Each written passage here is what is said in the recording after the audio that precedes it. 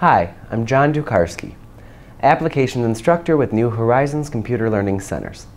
And in this video, we'll be talking about Excel Part 2. Now, if you're a beginning user, you definitely want to consider taking Part 1. That's where we learn the logic of the program. In Excel 2, if you're an advanced user or a beginning user, you have to keep in mind that this is a really work-intensive course. This is the meat of Excel. We go over a lot of things in this course, but you definitely want to have some experience under your belt before you continue with it. Now, in this course, there are 7 modules. The first being creating advanced formulas. Right off the top in the morning, we start hitting it hard with advanced formulas. This is where we'll apply range names and use specialized functions. In Module 2, we'll look at analyzing data with logical and lookup functions. This is where we'll leverage questions to test and write formulas using VLOOKUPs, HLOOKUPs, also known as vertical and horizontal lookups, and logical functions, including AND functions, if functions, or functions, etc. This is a great module, one of my favorites. In Module 3, we'll look at organizing worksheet data with tables. Now we'll create and modify tables, sort and filter tables, and sort and filter the data within them, as well as use summary and database functions to summarize the data in our tables. This is where we go over every aspect of a table that you'd like to know. Module 4 is visualizing data with charts.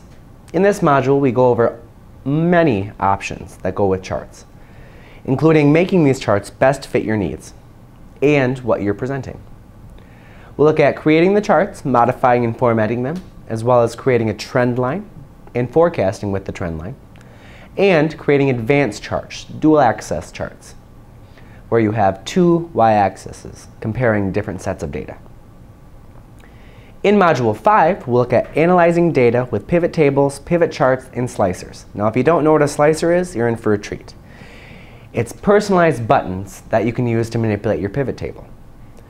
A lot of people use pivot tables, and we definitely go over a good base knowledge of them in this module, as well as pivot charts, which allow us to manipulate charts to show specific data.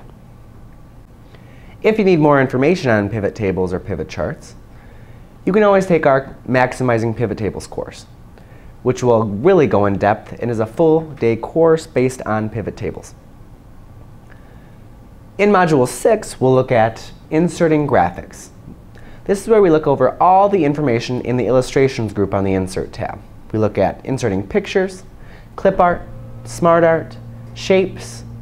We look at also inserting screenshots, which is a relatively new feature that will put a screenshot or screen clipping into the program that you're using. In Module 7, our last module, we'll look at enhancing workbooks by customizing workbooks, managing themes, as well as protecting our Excel files.